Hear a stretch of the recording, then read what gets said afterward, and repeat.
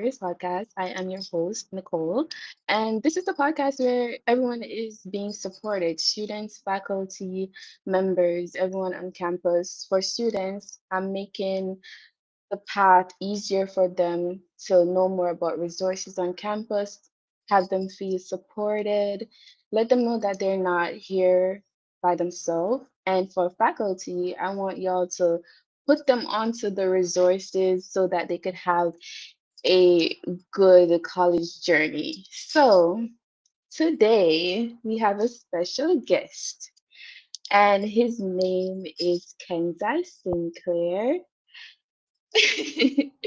Kenzai is a junior at York College. He's pursuing a bachelor's degree in computer science.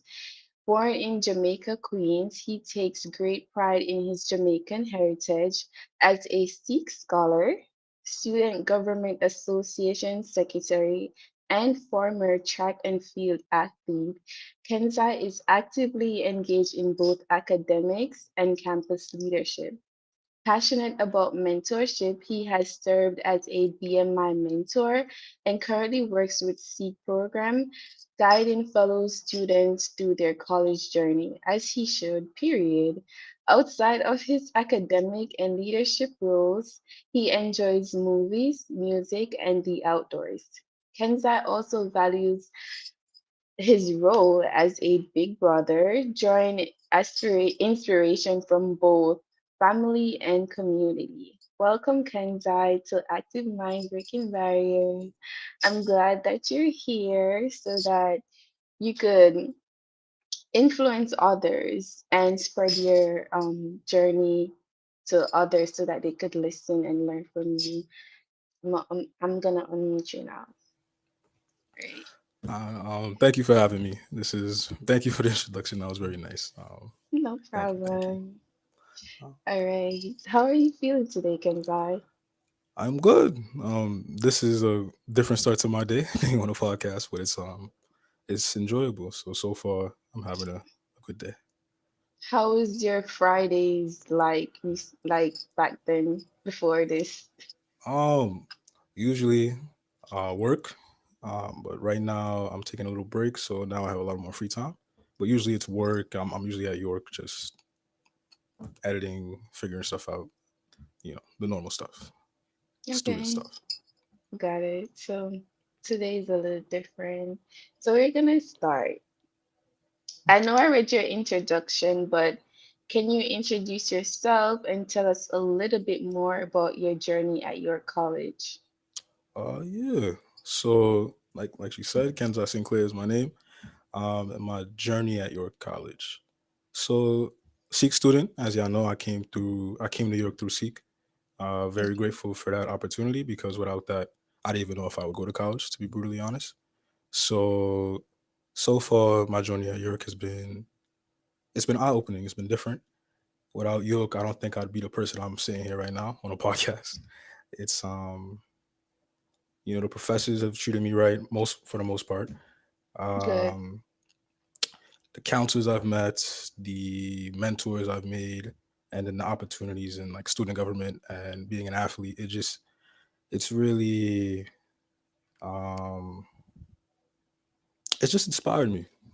So I guess the journey's been good, and I guess we'll go more into that later. The journey, but the journey's Hmm. been something. It's been different, and it's not even done yet. So it's great. You're doing great so far. Basically, like being involved in all these programs on campus. It's a lot, but it's good. It's fun. You got it. It's You fun. got it. Mhm. Um, Next question. What inspired you to get involved in student leadership, Mhm. particularly with SGA? So SGA was funny because I didn't when I came to school. I knew about student government from high school and all that, but I never was into that politics stuff. So when I got here, I saw that we had an SGA. I didn't look at it twice. But one of my now mentors, his name's Ryan Lahens. He was in SGA, and he's also a Sikh student as well. So there was Okay. a trip to Albany every year. SGA goes to Albany for a caucus, and as a freshman, they fought for me to get on this trip. Like they called me. I'm sleeping in my bed. They called me. They said you're going without anything. You're going, and then that experience, just being there with York has these red blazers we put on when we represent, going Yeah, out and meeting these people and being around SGA because all the SGA goes. It was just a different experience. And then after that, you know, I wanted to go on more of these trips. I wanted to help more, see, I didn't know student government could be so rewarding. So then after that, I joined, and now I'm a part of it, and I'm helping out people. So it's fun. It's good. That is my story for SGA. I'm glad that you actually said yes to go because it's like sometimes people influence us to do stuff, and sometimes we're not used to those stuff, and you just saying, okay, let me just get out of my bed and go. That was the start of the journey for you, which is good. Yeah. All right, next question. As a first gen college student, what has your experience navigating college been like? Different. I could say that for sure. Because growing up, college is always like, oh, you're going to college. It's a must. You must go to college, right? But my mother and my father, they both didn't go. So I've never had that clear example of what college would be like. So when coming here, luckily York is very, it's, it's close to home, and it's not something so far away where I'd be so lost. So I had familiarity because I've been in the area, but Yes, still just, the freedom you're given in college was so different for me in the way that I just like I had to go after everything I wanted. I couldn't just sit back and chill and go to class and think, oh, this is like high school. It's gonna be easy. It right, it was really it was like a wake up call my freshman year. Like mostly the second semester. The first semester, usually even taking the light classes is fine. But as soon as I started going into my major that second semester, it was like, okay, this is college. This is different. right. There's nobody forcing me to do this. This is like a choice. So it was just getting used to like the procedures of college and the freedom of college, and the the resources on college, especially because I didn't know there was so many different resources, so many different centers in the school, tutoring, all these different Right. things. It's just, if no one tells you these things growing up, it's gonna be a shock to you. So I guess that first year here was just a shock. It was just culture shock after culture shock. You know, What kept you going, like in your, well, you said in your sophomore year, you started doing the more intensive courses. Like, what kept you going? Like, every day you wake up, what did you tell yourself? so sophomore year, I was a different guy sophomore year. So um, mostly it was the why. Like it was me figuring out why I was here. So Mm-hmm. in my life, being young, I was told a lot. You gotta get up there so you could take care of like, your mother, your father, and then my sister. So like these people you have to take care of, these people you have to care for. And then growing up in the Mm-hmm. environment I grew up in, it's sports or academics. So now that I was giving sports a backseat, it was like I have to get my academics done. So when I would wake up and I'd be like, I could cut class, because once you cut class once, you can keep going. But Right. it's like, and especially sophomore year, I was very busy. So actually changing my answer a bit because I'm remembering more. In sophomore year, I would have to take my sister to school, and usually she'd wake Oh, me up. So even if I didn't want to go, my sister was that little boost and motivation for me because it's like, all right, I'm taking this little girl to school, but I can't take myself to school because I want this degree right. for her. So that was a real big boost during my sophomore year because I had a lot more on my plate. And though it was a lot on my plate, it looking at it reminded me this is why I'm doing it because I want these people to be good. So my sister was a big motivator. So shout out to her. She's probably at home Oh, chilling, but shout out to her. Yeah. that's so nice. Hmm. Aw, thank you for being vulnerable, Yeah, no, I'm gonna be real on this podcast. I think that's nice. as you should. So next question is, what is your role in SGA? Hmm. I said that you're the secretary, but tell me a little bit more about what you have to do in that role Hmm. and what impact do you hope to make? Okay. So Right now I'm the secretary. I forgot to It's state this as okay. well, but I was also previously a vice president. So, which Oh, is funny. I should have put that first, but it's okay. But as a it's okay. secretary, I took this role one because it was less work than vice president. Vice president was a little too much. I'm not gonna lie, but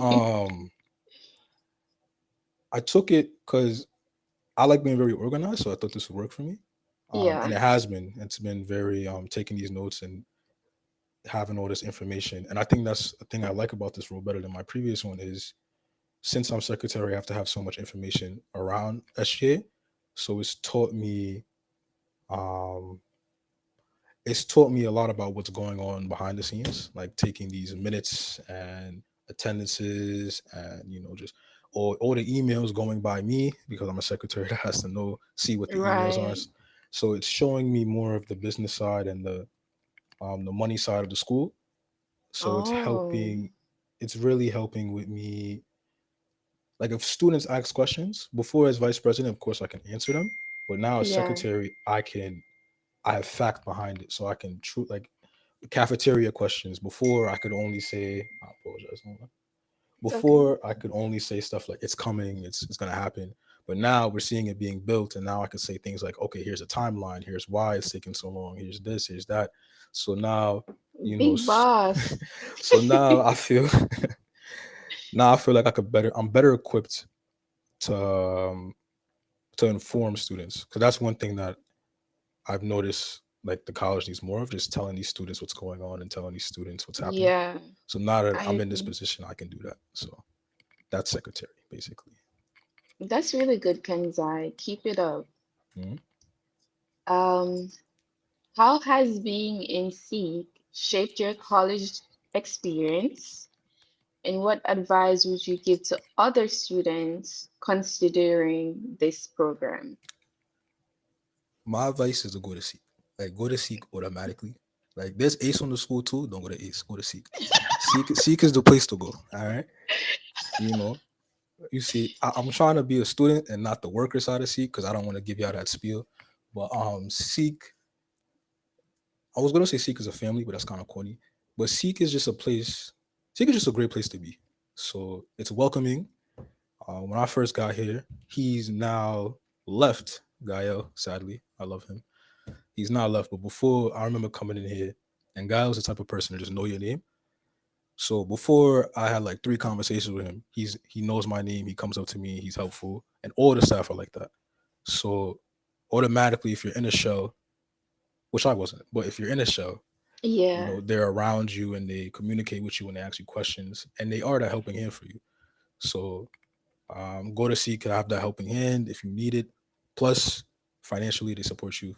Money, everybody loves money, so you can figure that out. But for me, it's just besides being the helping hand, they're just giving me too many opportunities.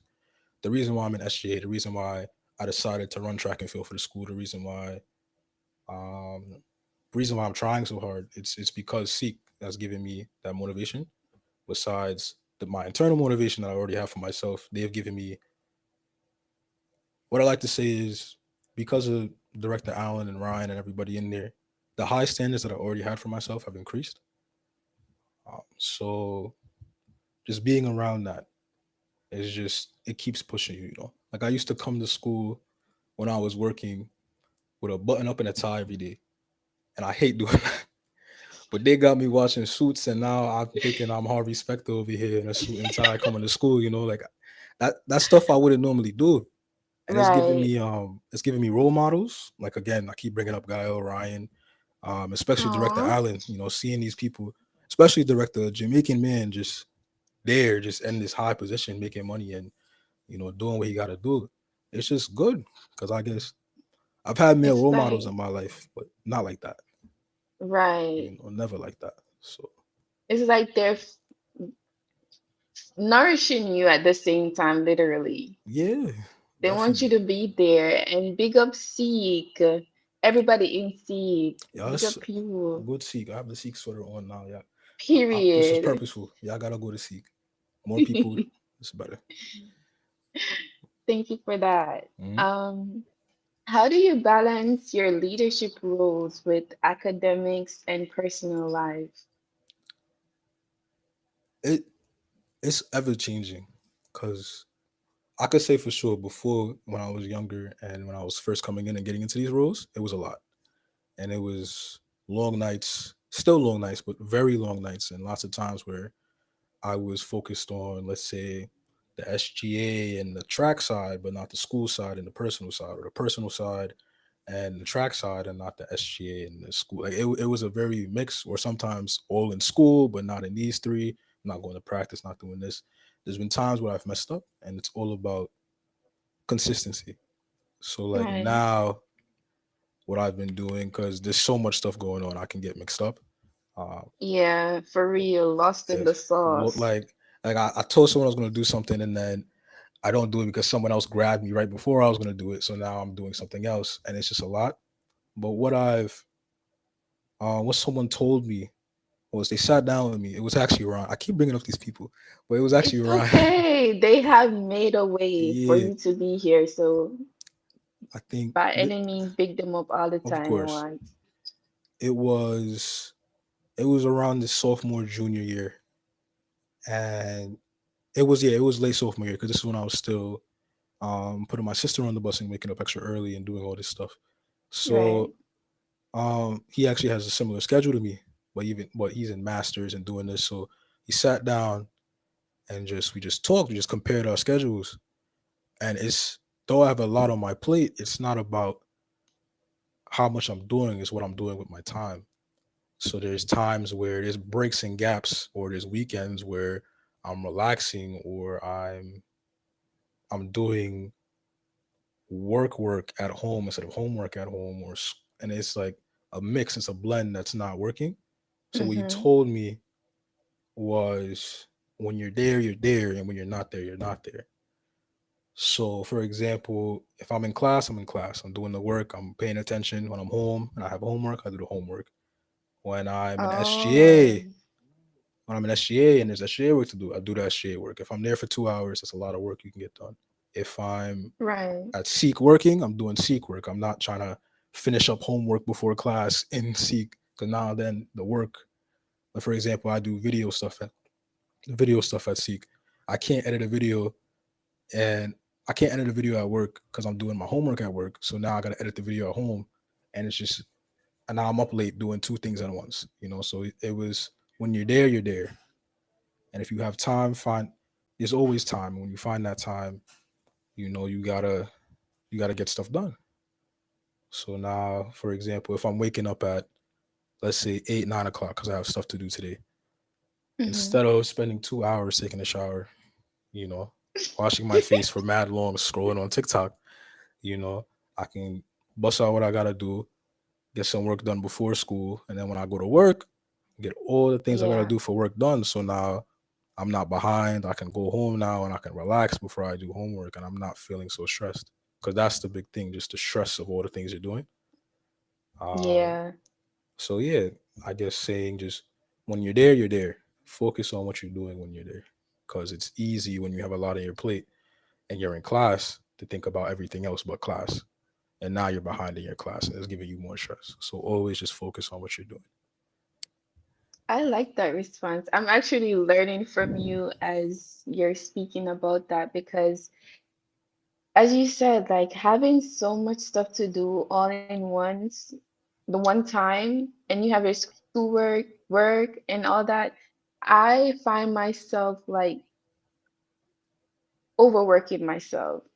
And now I'm gonna like take your advice and just do the task that I have to do at the moment, like at the time that I have to do it, rather than doing everything all in one. So thank you for that. Hmm. It helps. I'm telling you. Um, yes, like I don't know what I was doing, just overworking myself. I feel that. You know. All right. So coming from a Jamaican background, how has your cultural identity influenced your college journey? I thought about this one when I was trying to figure out how to do it. It's It's different. It's all right. So of course, living in a Jamaican household. First Mm-hmm. of all, it's a blessing because not a lot of kids like me that I've learned growing up. Because college actually showed me the difference. Because in high school and everything, everybody's Caribbean or African, but it's not really. It's never been as pronounced as me. Like unless Mm-hmm. unless someone was like they came from Jamaica or Haiti and then they came to America and then came to school, like I'd realize those are the people I'd connect with more only because I had such a Caribbean household growing up and I had my nana in the house who would berate me and send me back to Jamaica every other year. I had those things. So now Oh. so now in high school I felt sometimes not left out, but I felt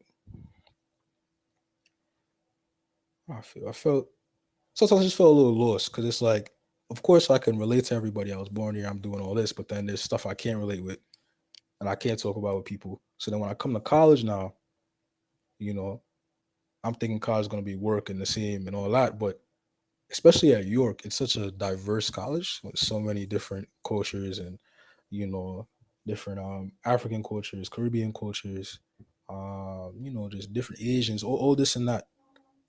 It's like Mm-hmm.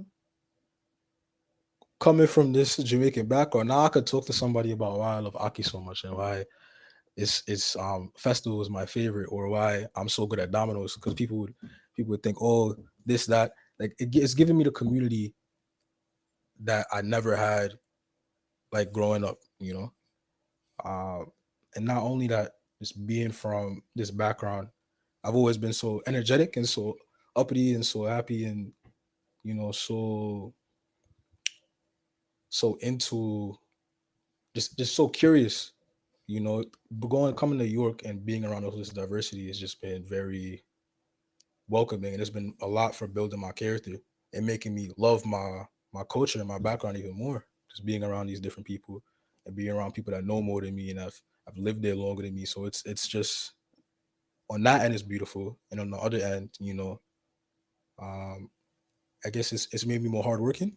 I've been around so many Mm-hmm. hardworking people all my life. My nana's been hustling since I was a kid, going to carnivals and selling toys and this and that, selling bandanas. And then my dad working Mm-hmm. hard, and just my grandpa never stopped working. So it's giving me, you know, when I think of That Jamaica, drive. I think of that. I think of those people, and it helps. It just helps me get the work done. Like I can sit down. I hate studying, but I could sit down and just be like, all right, I gotta study. Cause even though Mm-hmm. my nana don't study, she do this and she do that, and yeah, it's giving me these characteristics. It's giving me like the building blocks to just Right. succeed. You know. So yeah, in both ways, it's just been a blessing. Because now I can relate to so many people, and I have like the hard work and bones in my body to get things done. Right. Hmm. It's like Jamaicans, they don't stop. They don't. They don't. Yeah. They don't. That is a blessing for us so that we just keep on, forming that legacy. Hmm. All right, next question. So, What challenges have you faced as a first-gen student, and how have you overcome them? besides just the confusion of college at first, I think it was a big thing was the communication. Cause you know, so my father is Jamaican and my mother is of Jamaican descent, but she was born here. So my mother knew a little Okay. bit more about college, and because she was around it more, she knew a little bit of how it went, but not enough. She just knew classes, schedules, all that. And then my father, he knows a bit. He tried to get his bachelor's, but it didn't work for him. He didn't want to. At the culinary Mm-hmm. schools, did a little thing. But Yeah. it was really I'm such an independent person, so just getting into the college and doing these forms and communicating how my classes and schedules were, and you know it was a lot because they didn't understand, and nobody in my house understood. So it's just when I'm explaining to them, this is why I can't do this, this is why I can't do that. You know, for my fast food, I need you to give me this, but this is why you can't give me. I need the 1080, not this, not that. and it was confusing to them because like, why does your school need this? Why do they need that? Right. It's and it's communicating that with them like, this is why I'm here. I'm getting calls like, why are you not home? Because I'm in class. This is I told you this is my schedule. This is what we gotta do. You know, like, and it's just it was like a trust you had to build because it's Mm-hmm. foreign to them.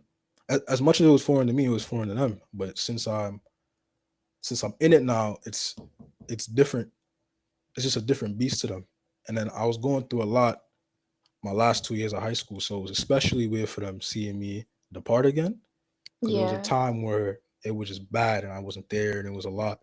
So now it was just rebuilding that trust with them and trying to figure out, okay, I know you don't understand what I'm doing, but I'm gonna have to help you understand. And it's still to a point where they don't fully understand. They don't really ask too much. Yeah. They ask how I'm doing and how I'm going, but you know, it's not like I can't really sit down with them and explain my day to day with the school. It's not gonna click for them. They only know what they know through others, myself, and movies and stuff like that. So it's Right. not really the clearest picture. So overcoming that has just been, you know, luckily I have people here, like I said, I seek that understand. So when I'm Yes. having frustrations and when I'm having problems, I'm able to go to them instead of home. And then when they explain it to me, and then when they teach me, I can easier explain it to my mother or my father who don't truly understand. You know. I So could relate with you, especially when you said that you can't just sit with them and tell them like every single thing that happened throughout the day at school. It's the same with my mom. Like, I want to talk, but it's like, girl, she's not gonna, she's not gonna get it. oh, So I'm really grateful, and I'm glad that you said that you're grateful for the people that's on campus that you could talk to, because we really need that. Our parents are there, which we're grateful for. We're not ungrateful. Please, mm-hmm, if you're watching this, and we love y'all. mm-hmm. But the day-to-day part, we wish y'all could get. Thank you for voicing that, Kenzai. Appreciate it. Of course.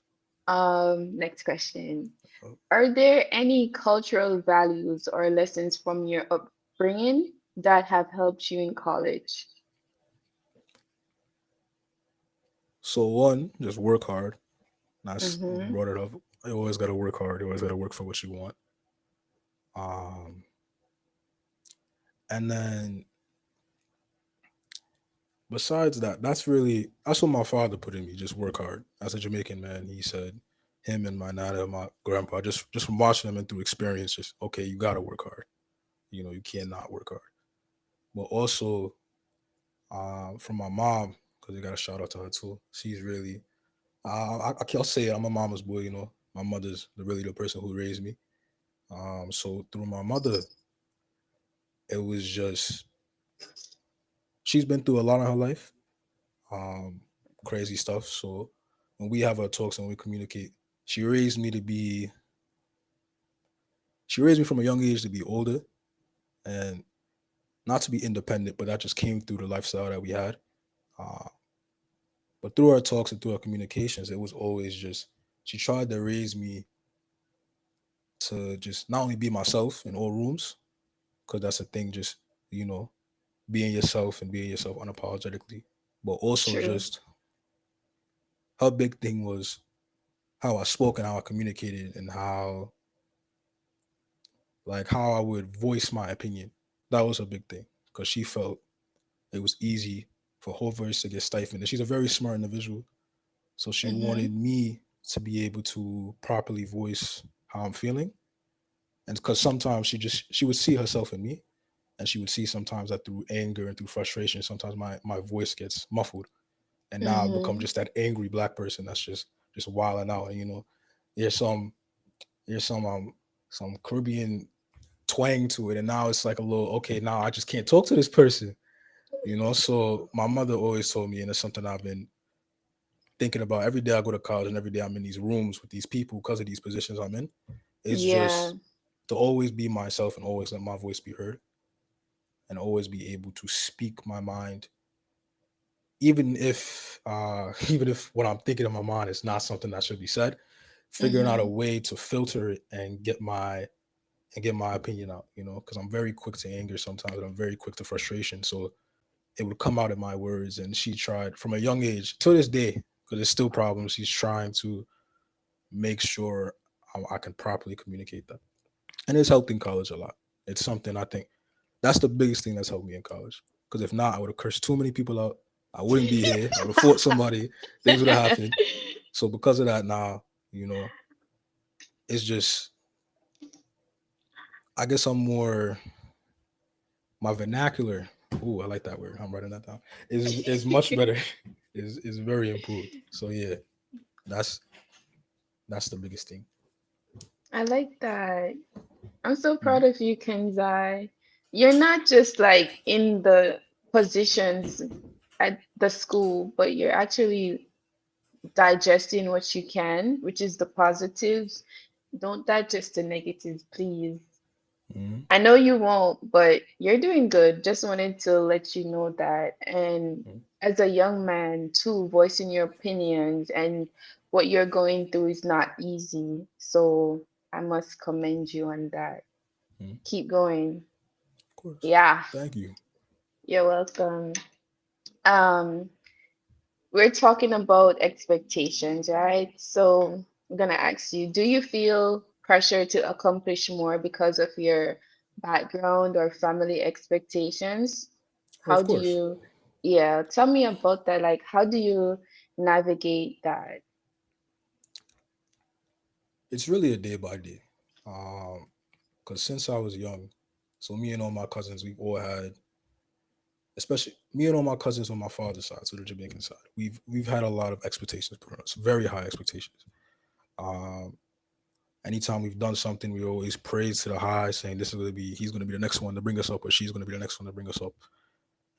You know, some of us, you know, especially with my father, you know, a lot of me and that man, it's different. But as a child, you know, there was lots of he was living through me vicariously sometimes with sports, and you know, um, even with my mother, sometimes it's like, you know, she's pushing because you know I'm by when I was a child, I was the only child. I didn't get my sister till I was 15, so Okay.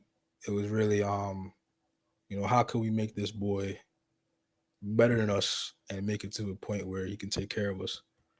And even if they didn't want to show that all the time, you know, they tried to, spoil me a bit, you know, treat me some way. But you know, you just see it as a kid, you know it, and you understand it.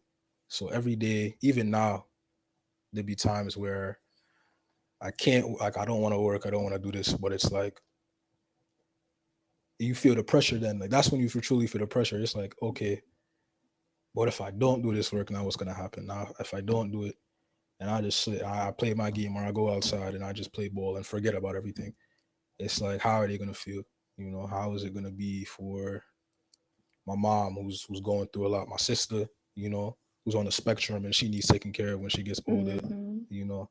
Even my father, even though me and him right now we're not seeing each other eye to eye, um it's not a happy relationship at the moment. I still want to take care of that man, and Right. I still want to make sure he's good because he made sure I was good when I was younger.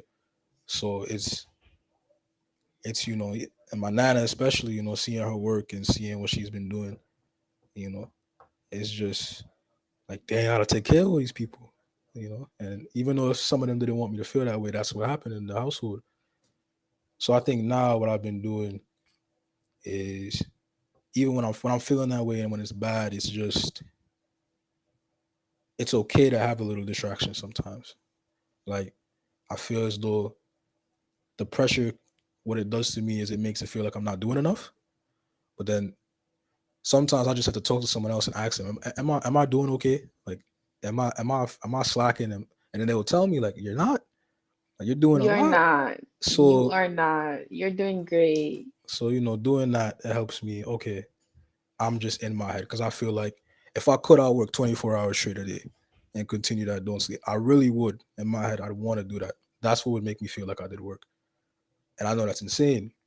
So sometimes it's okay for me to relax. That's the big thing.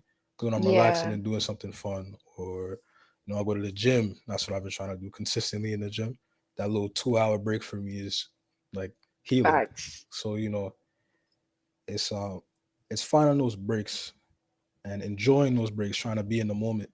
Because sometimes, because of that pressure, I'm thinking too far in the future, and Yeah. or thinking another negative thing. I'm thinking too much about the negative stuff in the past to like try to help me do what I gotta do now.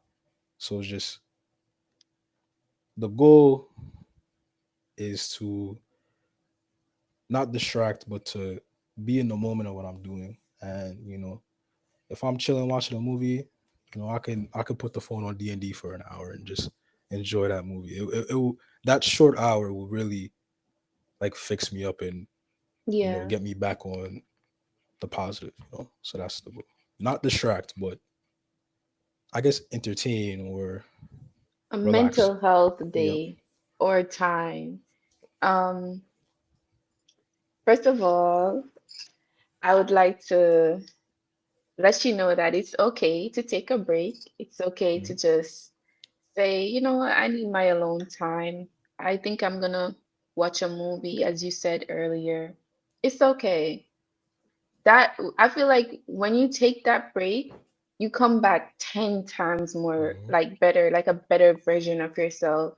And also about the gym, I feel the same too. Like before I came on here, I literally went to the gym. I'm like, I need some time for myself to prep me for this podcast.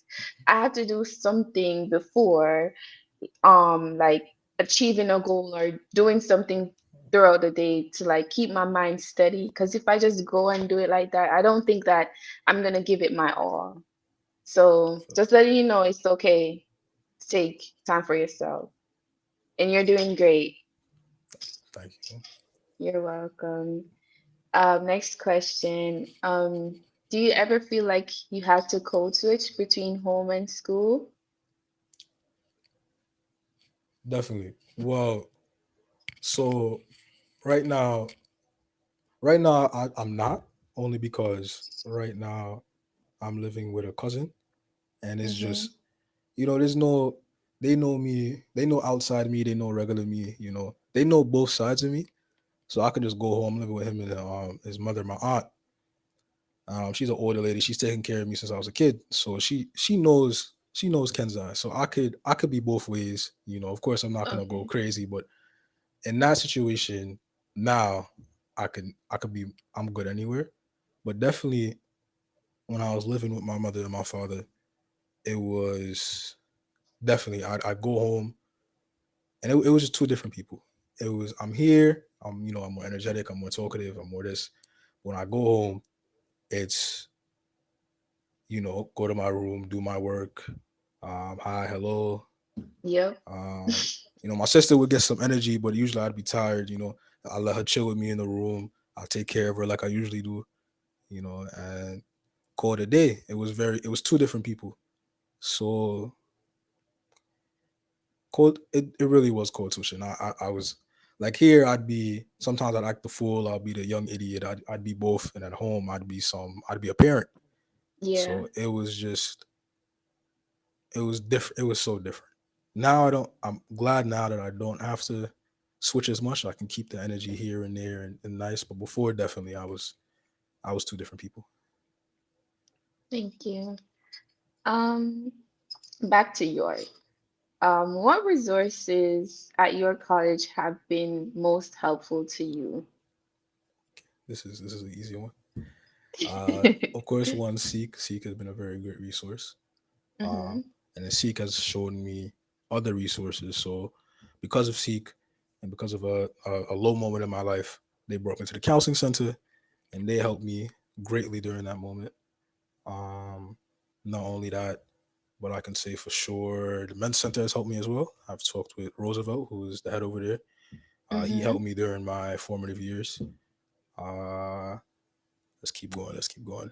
Student activities, they have been great to me, always helping with not only my role in SGA, but my role as a person. Let's keep going. There's a lot. I'm gonna shout out a lot of people right now. Let's see. I had a list, but then some people had to get scratched off that list because they didn't really do what they had to do. But the Twitter Center, they were on that list. I had to scratch them out, but they did good in my freshman year. They were really supporting me. There's two tutors Mm-hmm. there that for math that are really helpful. So I'll give them that. Um, there's one more, the Woman Center. There you go. The Woman Center has been very helpful to me. As you see, Okay. I'm not a woman, but they don't care. They help me with Everyone. metro cars. They help me with just Nice. advice. Like I'd go there just to talk and chill and figure something out. They were very welcoming, and sometimes they give me food, so that was great too. Um, and yeah. Oh, also financial aid. Cheryl Morrison, who was the work study coordinator there, she's the Mm-hmm. only reason why she helped me get into York. She taught me the financials and she helped me out. And then Oh, every time I go to nice. her, because she's like a family friend, and every time I go by Okay. the office and say hi to her, she always makes that office better because sometimes that office is very very funny. But when I go in the office and she's there, I gotta big up the office now because of her. So that also financial aid, beautiful. A lot of resources at York if you look at it. Okay. Thank you for that. Second to last question. What are your goals after graduation, and how has your college journey shaped them? Okay, so my goal in the future is to become an engineer. Mm-hmm. That is my goal. That's been my goal since I was a kid. It was either an athlete or engineer, no in between. Those are the two things I want to do. But because of York, I've been thinking about owning and businesses and not just becoming some engineer. They kind of changed my goal a bit. They made me rethink about why I want to be an engineer and what the reasons why. Because it's very silly. I just want to be an engineer because the kid I saw Iron Man and Spider Man building stuff, and now I want to do the same thing. Mm-hmm. But it went from just being an engineer to a company to owning an engineering company and creating opportunities for people that look like me. And not only that, changing the narrative. Like I'm a black man with dreads and tattoos, so and it's been I don't see people like that in the field that I'm going into now. More so, people are going into the field like that, but there's still that stigma against it. So creating a space where you know black women and men in the engineering field could have a place to work where they can be themselves. They don't have to change their appearance. They don't have to do these things, and that they're valued because in the STEM field, especially with black women, it's hard. It's difficult. It's seen as Right. a male dominated field, a white male dominated field. And even though there's a lot of black people in the field, it's very there's a difference in levels to it. So now it went from just being an engineer, being a great engineer, building robots, to owning a company, giving people opportunities, and creating jobs. And becoming a I used to say being the black Elon Musk, but Elon Musk has been doing a lot of dumb things, so I can't say that no more. I can't associate with him. So being on that high pedestal, just Yeah, being able to give back to not only my family but everyone else that look like me. I like that. Yeah, You will do it. Just keep absolutely. going. You Yeah. got it.